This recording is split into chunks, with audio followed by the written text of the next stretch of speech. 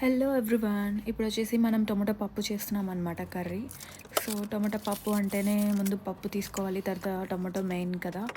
So tomato and పప్పు తీసుకొని రెడీగా స్టార్ట్ చేశాను అనమాట. అలా టొమాటో అన్ని కట్ చేసేసి, తర్వాత ఆనియన్స్ కట్ చేసి, తర్వాత పచ్చిమిర్చి కట్ చేసి వేసేయాలి. నెక్స్ట్ వచ్చేసి చెప్తాను.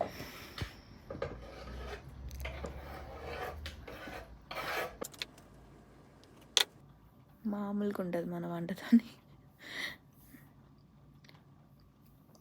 ఈ ఆనియన్స్లో నేను హాఫ్ ఆనియన్ స్లైసెస్ అనేది సన్నగా కట్ చేసి అక్కడ పెడతాను అనమాట. ఎందుకంటే తాలింపులో వేస్తే మంచి టేస్ట్ వస్తుందన్నమాట కర్రీకి.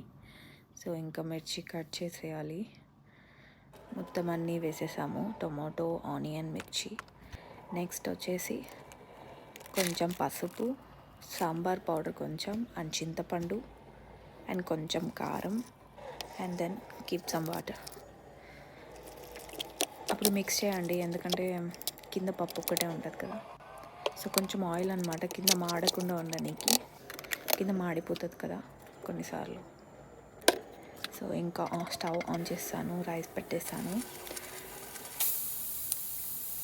3 విజిల్స్ రాగానే ఆఫ్ చేసేయాలి.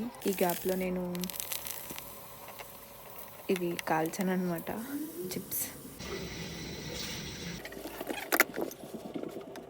పప్పు అయిపోయిన తర్వాత సాల్ట్ వేయాలి, ముందు వేయకూడదు. సాల్ట్ వేసిన తర్వాత ఇలా అనేస్తే అది బాగా మెత్తగా అయిపోతుంది అనమాట. నెక్స్ట్ తాలింపు స్టార్ట్ చేసాం. జీలకర్ర, ఆవాలు అండ్ ఆనియన్స్ వేసి అలా ఫ్రై చేసి, మీకు తెల్లగడ్డ ఇంట్రెస్ట్ ఉంటే వేసుకోవచ్చు. మొత్తం వేసి మిక్స్ చేసి కొంచెం సేపు అలా హీట్ మీద ఉంచితే సరిపోతుంది. నెక్స్ట్ అలాగా మనం ప్లేట్లు వేసుకొని సర్వ్ చేసుకొని తింటే ఉంటుంది. ట్రై చేయండి మీరు కూడా, ఈజీ ప్రాసెస్. సూపర్ వచ్చిందబ్బా.